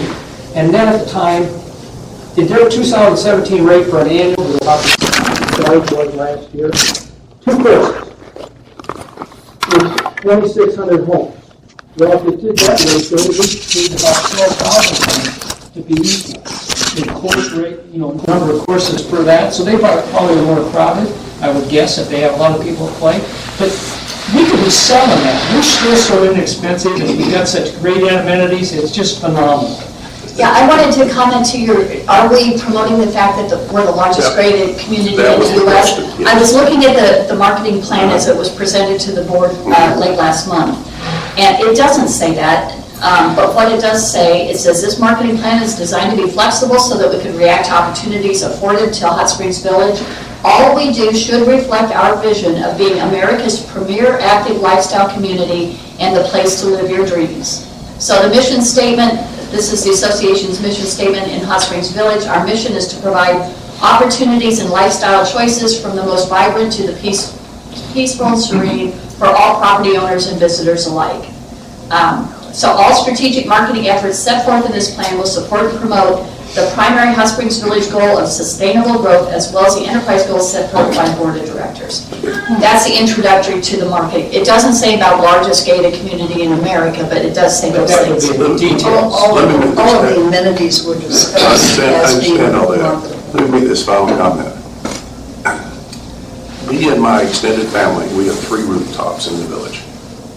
My brother, which lives right down the street from me now, very large house on Lake Coronado, he was deciding between Hilton Head Island or coming here. The amenities were one, but the largest gated community in the United States is what turned his head and made him finally make the decision to come here. My mother-in-law lives down at Diamante. Same thing. She felt real good about security because she lived in another gated community down in Texas, and she was concerned about how porous it was. She has a rooftop here now. So I think that if we're not putting that in the brochures and not promoting that, I mean, that's 3 rooftops. Yeah. That's important comments, and I can assure you, there's no conversation on the board even flirting with the notion that we should take the gates down. Nobody is. I hear out in the community, some people think maybe we are. We are not. We value that every bit as strongly as we sense the community does. So that's not actively being discussed at all. If my wife thought that was the case, we'd have our house up for sale. Yeah. So would a lot of other people. Yeah, probably as well. So let me just give you confidence that that's not actively being considered at all. And you're right, the fact that we're gated needs to be part of the marketing efforts. I want to make a general comment to all of you. It is. I thought this was a good discussion today. We're not done. I know we're not done, but I just want to compliment you all on the questions you raised, the issues you brought up. It was an excellent discussion, and I hope that we continue to have a lot more of them. Yeah, it's my favorite thing to do as a board member, honest to goodness, is talking about it. Absolutely my favorite thing to do, much more so than Some of the other stuff we have to deal Go with. over policies. Yeah, go over policies, and that sort of thing. Okay, the last person I have on the list is Gary Lutz. Gary, are you here? Oh, hi, Gary. Your question is with regard to roll call votes, open meetings, and Robert's Rules of Order. Kind of wrap them all into one. Okay. I'm a relative newcomer, only been here 3 years. I've attended some board meetings due to other commitments. I sometimes come in a little late. As a result, I'm sitting in the back. Okay. And my concern is, well, a couple of things. The bylaws say that votes can be taken in executive session. Yes. And then it says that, Yes, they can. yeah, they shall be communicated during the next public board meeting. I don't know how often that happens. Where does that fall on the agenda in the board meetings? And then with votes during the board meetings, sometimes you go for a voice vote. Sometimes I think you do a roll call. Sitting in the back, you do a voice vote. You can't tell how many ayes or nays are cast. And if you do take a roll call, do you rotate that? So you don't have the same person voting first, same person voting last. You rotate it, say 1 through 7, then 2 through 7, then 1, and so on. You saying we do it that way, or that's what I'm we asking should? if you Asking do. if we should do it. We'll let our parliamentarian address those. In regards to roll call votes, it's something that is suggested or asked for by one of the directors. If they specifically want that verbalized, and I believe I've only been involved in one roll call. Early on this year. class. So it is, I know that's difficult hearing in the back, and sorry about that, but that's how a roll call vote happens, according to Robert's rules. What was your other part of that? You said about the bylaws, can we take a vote in executive session, and then how does that make? Well, clearly what gets talked about in executive session, the content of that cannot be made public. Our bylaws restrict that. I can't cite you chapter and verse, but if you look in the bylaws, there's a list of about 9 things that we're required, it uses the word required, we're required to keep confidential. So executive session is our mechanism for doing that.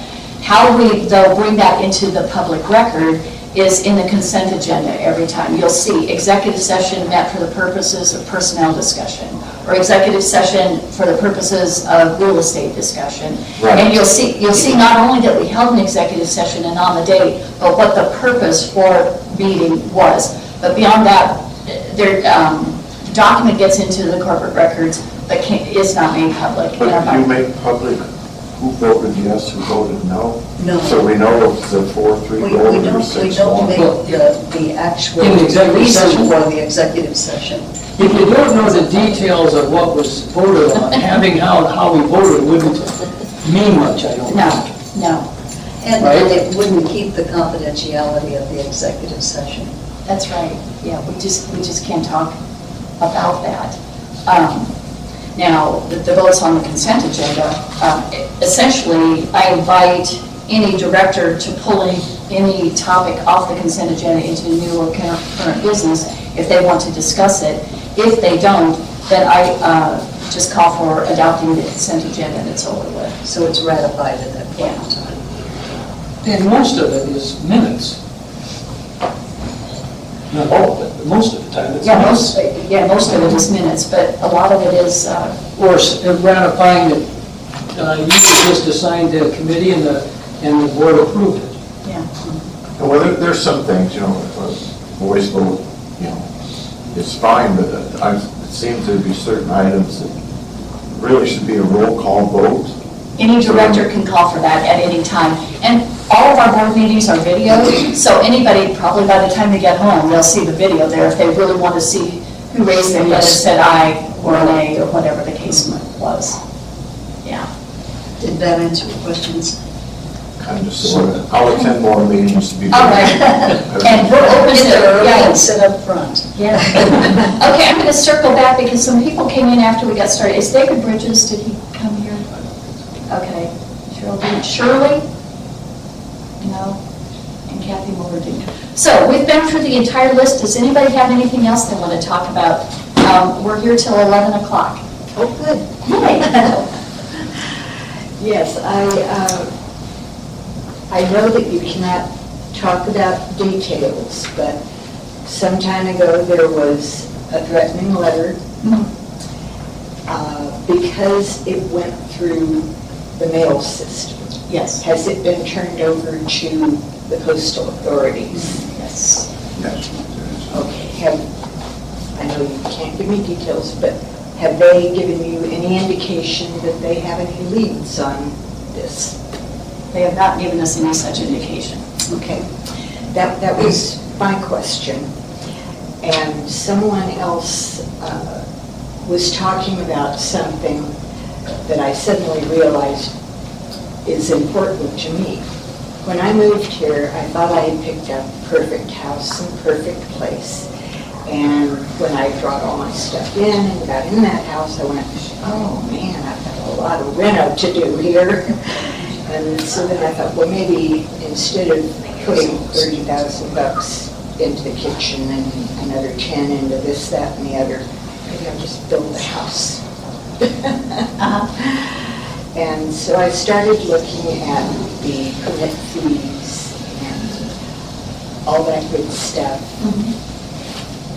And isn't a real prime issue with us meeting our revenue and everything hinging on getting more rooftops in here? Yes, absolutely. Well, then can you give me some understanding of the thinking on the way that it was decided on the fees that were raised? You're talking about the permit fees? Yes. Yeah. Because first of all, Hot Springs, their permit fees are 5 cents a square foot. Benton is 8 cents. We are, what, 200 or 300 for the first 1,000, and then 30 cents for every foot over that. And so our fees are a lot higher than the surrounding area. And I don't understand why they would be that high. I mean, we're talking about them covering inspections and that kind of thing. We increased the total fees this year.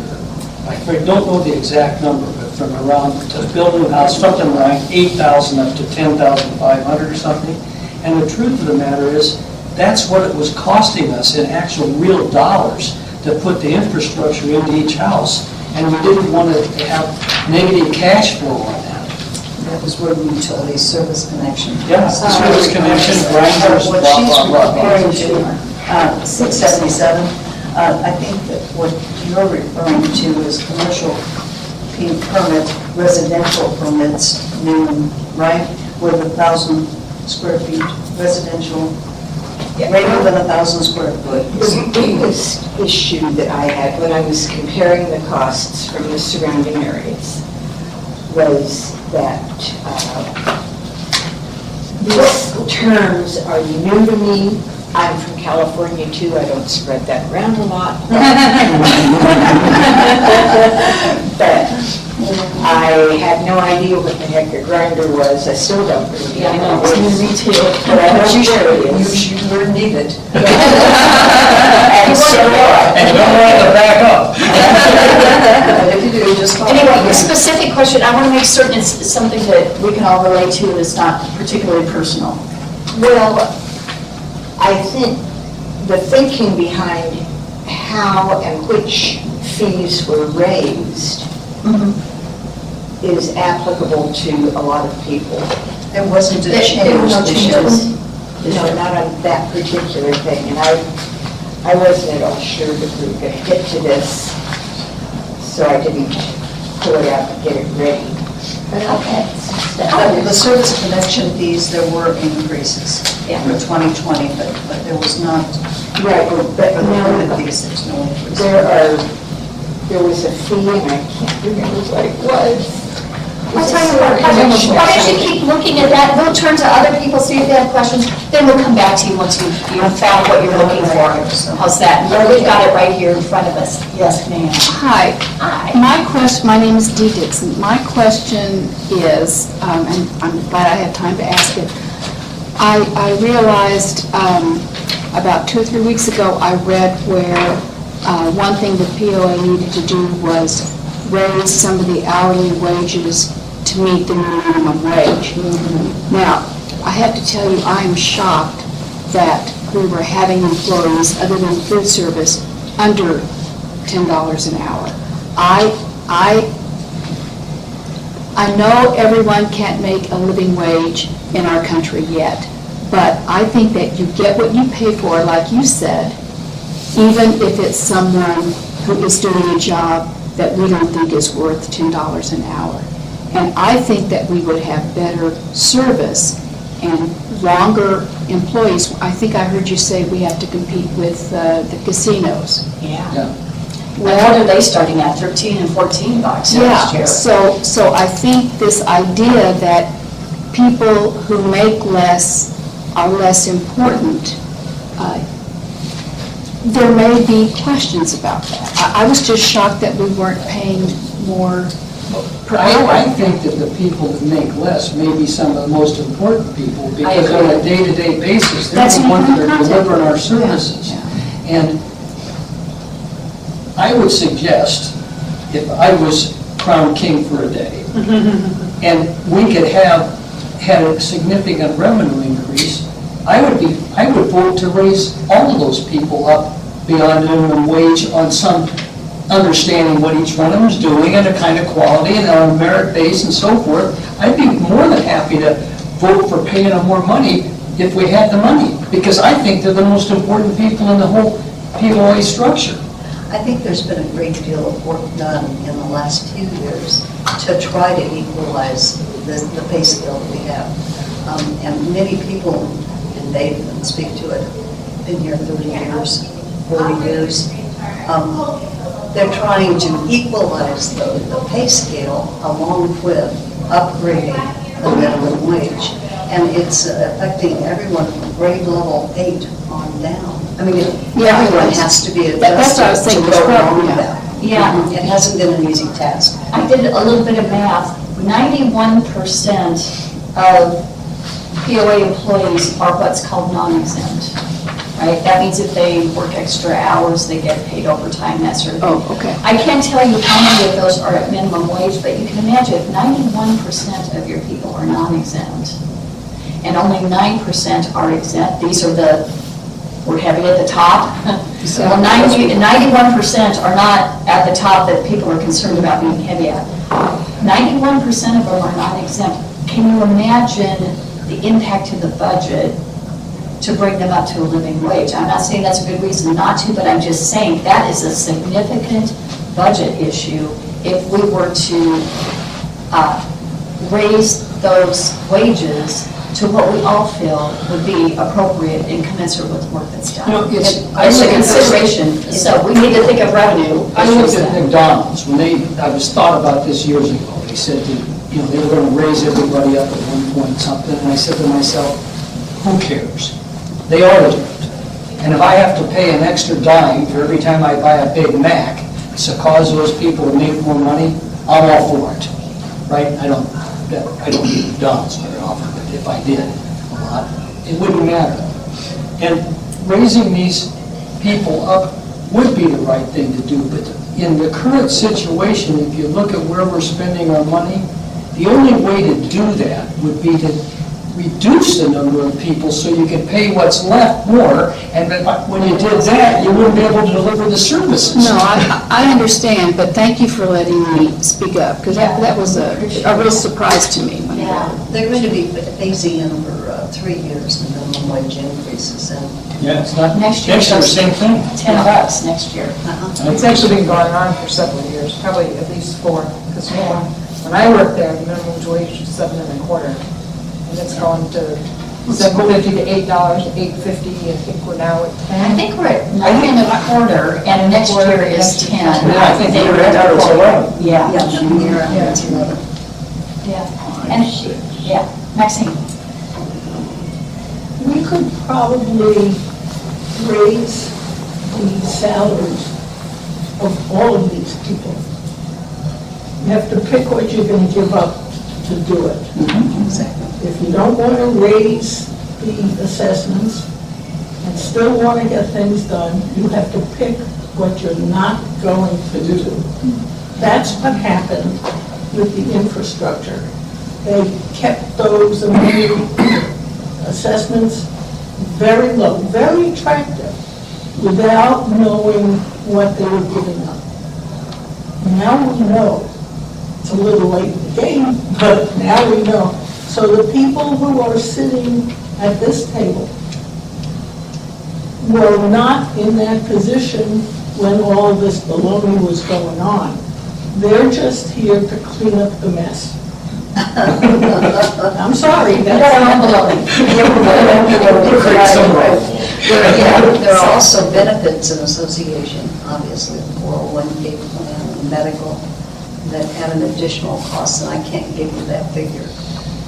Well, but you and I know that chances are someone who's making $10 an hour probably isn't going to have the funding available to take advantage of a 401k. You're right. I mean, They can minimally, and it's matched by the, no, I mean, they don't have the capacity. You need all your $10 an hour to put groceries on the table. You're not worrying about your retirement. no, I totally agree with that, but in the cases where maybe they can, maybe they still live at home, or maybe, who knows, you know, they might be able to. And this is what's kind of interesting, since we've been talking about it. I'm looking at the compensation overview. There's a 33% load on salaries for benefits. 33% load, that's on average. But if you look only at administration, which is where some of the individuals are you're most concerned about, that load is only 26%. Just thought I'd share that. Yeah. Just a comment. If Leslie didn't have such a generous salary package, there would be a lot more money for those lower level people. A lot? Really? A lot? 430 some people? Really? Well, her package is very, very generous. Her package, I don't know that you were here when we talked about, we have an independent review on You did, I was. Okay. I was, All right. but nevertheless, what your independent review is, I don't know, but when you compare mayor salaries, that would be an equivalent, I would think. It's much more complicated than that, and it's done by professionals whose job it is to check compensation parity. So, yeah, we can't just pick out governors and mayors and that sort of thing. It's much more complicated. And also, the number sounds like what you said makes sense. But I just did the math in my head, and I used to be good at this, so someone checked me, I may not be right.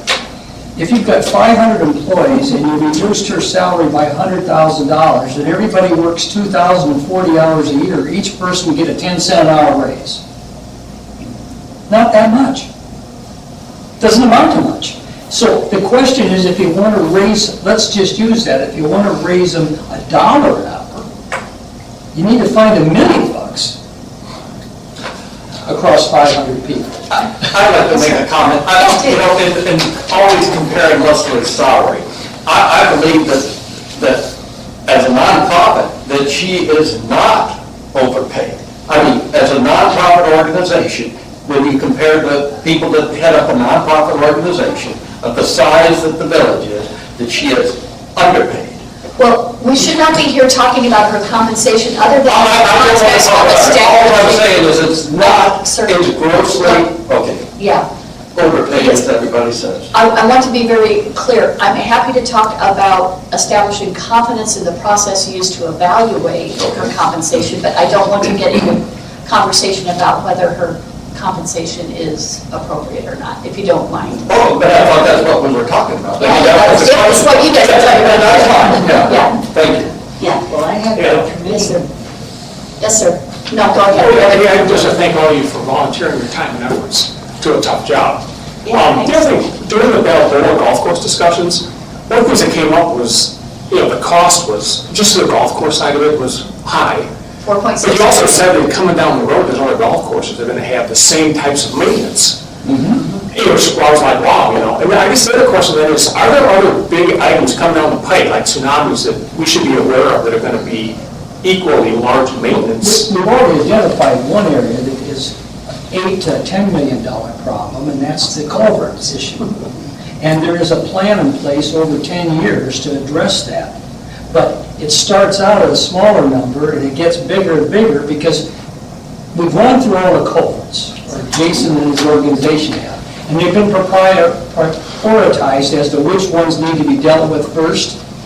And it so happens the ones that we need to really deal with today in the next 12 months, it's not that bad. But as time moves on, the amount of money we have to spend gets higher and higher. There's 3,800 culverts in the village. Not all of them have got problems, but over time, that's a big number. That's $8 to $10 million that's going to have to be spent. I think in the budget this year, we've got either $500,000 or $900,000, I can't remember exactly. So that's one of the elements. The golf course you raised issue, whether or not we need to do the whole thing at Balboa or not, let's just say we did.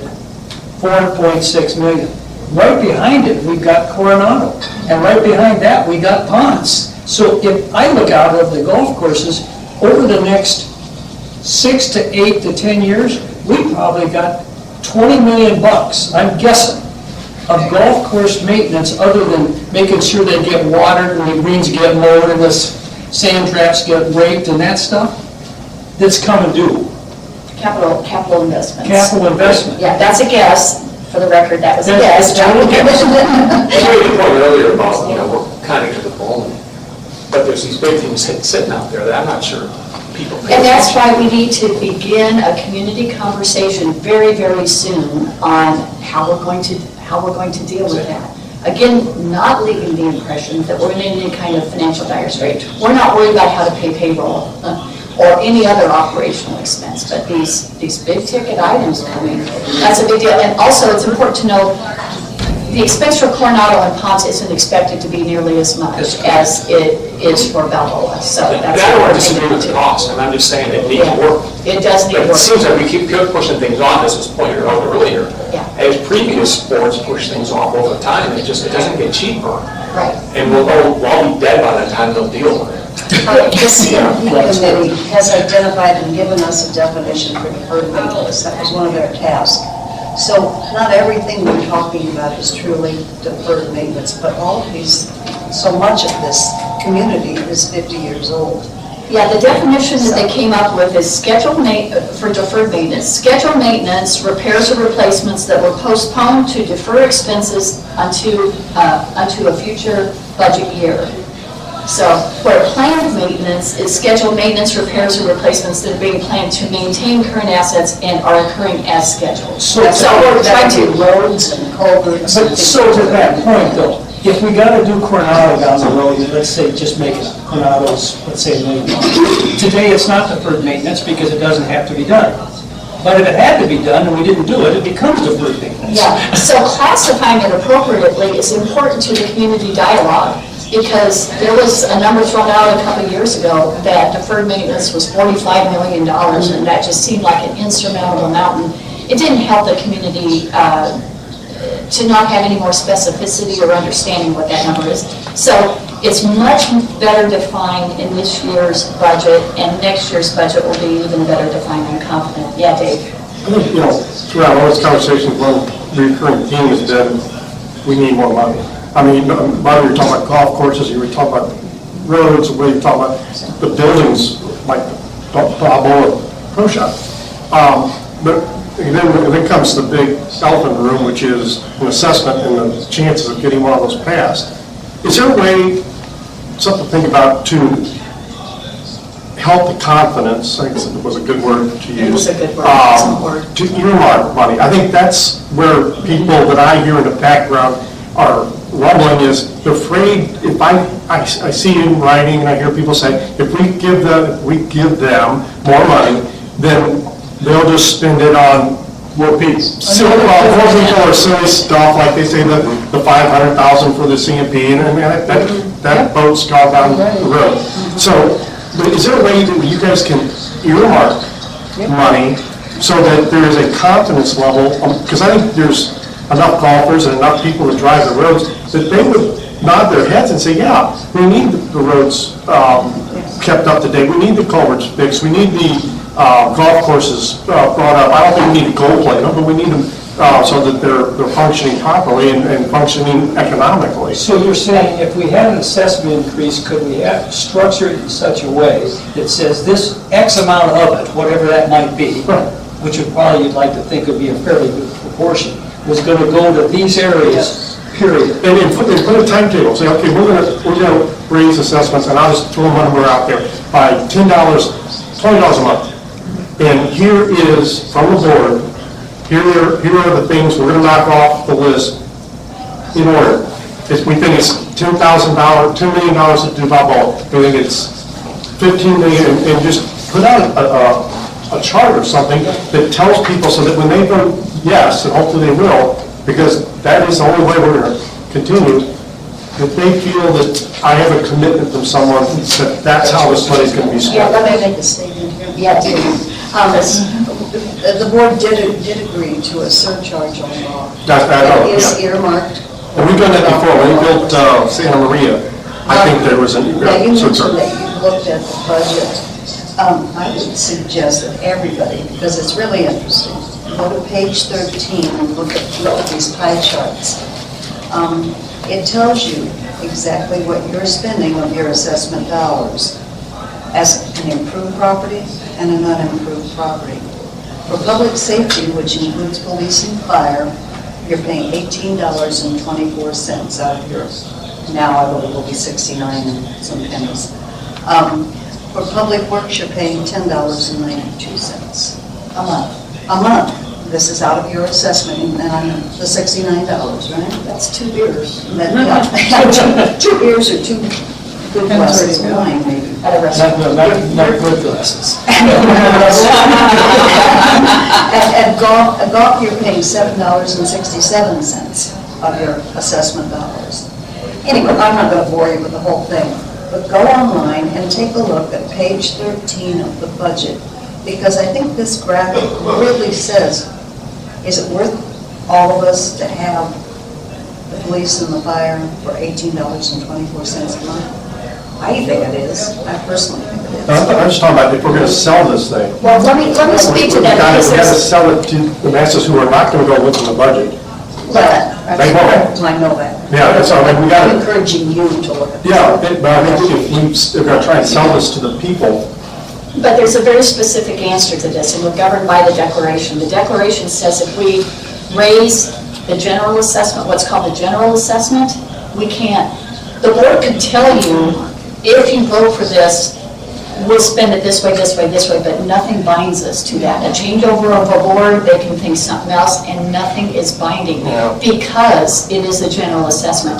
The declaration says how general assessments are used. So as long as the board is compliant with what the declaration says for general assessment, which I believe is everything except water, all of the infrastructure and amenities except water, that's the only thing they're bound to. But in contrast, a special assessment has to be delineated for a specific purpose. And again, by law, the board would be bound to using it for that specific purpose. So we could go out for a general assessment, and it's going to go in the general pot, and there's nothing any board will tell you that you could ever rely on because boards change. But a special assessment, we could say, put out, and both of those require a vote of the members, by the way. Special assessment, we could say, if you give us $150 a year for 3 years, each household, we'll have $3.5 million to apply to roads, culverts, maybe signage, anything that's kind of road infrastructure. By law, can it be applied to anything else? No, it cannot. I think that's sellable. I see. I don't know that it is even sellable based on the current I mean, but if you're by law. That's the choice level, yeah. Because on the current what? I think it's gonna, that would, I agree with that, but I think it would be very difficult because there's not a high confidence level. Would you agree it's more sellable than in general? I think it is. But Yeah. let me I just think say it this, let me just say this. Realize if you're going to vote against something like that because you're not confident, who are you hurting? I'm not disagreeing with you, I'm just stating that. I know, so I'm encouraging people to think a little bit beyond, just a little bit beyond and say, Well, we saw that in the last vote. People voted against things that hurt their themselves. own hurting, their So, own injury. Just to send a message. Exactly. Just to send a message, and Yeah. where are we, right? Now we have hands But that's the tied. only thing people could do. So they felt trapped. I felt trapped, Maybe yeah. just realize what you're doing when you vote against your own self-interest. I'm going to call Mary here. Thank you. I was just going to say, I'm new here, but one of the things that I have heard is that Cooper appropriated some funds for Balboa that did not get spent on Balboa. Instead, we built the Woodlands. So those were general assessment funds? That was not an That assessment. was just, he handed over $600,000. So, you have to realize that Cooper made his money by selling lots, and we don't have the ability to. But if this money was, I think this is one of the confidence issues. The money was given so we wouldn't have the Balboa situation that we currently have. But yet, and it was used for a very, very good purpose. I don't deny that. But if it was meant for that and used for something else, the problem here now is that if we get another assessment, are you just going to go and spend it on something like the CMP or like the pool that was very controversial? It was controversial, but it comes down to choose your board members wisely. Make certain you're not happen. Okay, we don't want to go there. I'm not going there, then I'm not going to continue on that line. Finish up. Okay. She's got a question. Yeah, I apologize for not being very well prepared previously, but the bigger picture, thinking about myself caused me to look at the bigger picture. We need more rooftops, and yet some of these fee schedules, the water service, your water service went from $420 to almost $1,400, 3 times. It was a big jump this year, without a doubt, because it wasn't covering costs by any stretch of the imagination. If you have more to add, I'll tell you. No, that's exactly right. If you took the $1,000, let's assume the lot was already paying the non-approved assessments. Let's just say that. And now all of a sudden, we put a rooftop out there, and the assessments go from roughly 400 to 800. It would take us 2.5 years on the assessments we would get just to break even alone on the water service, because it's costing us $1,400. That means the rest of us are paying for Huh? the rest of us are paying for that new water, for that new home. Exactly. Yeah. I'm going to cut us off, I lost track of time. We are over time, it's 11:02. So that was the fastest. That means you were enjoying yourself.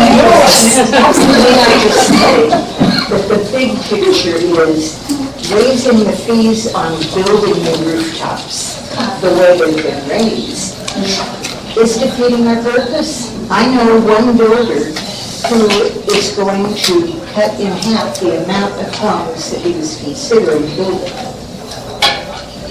I don't know about that.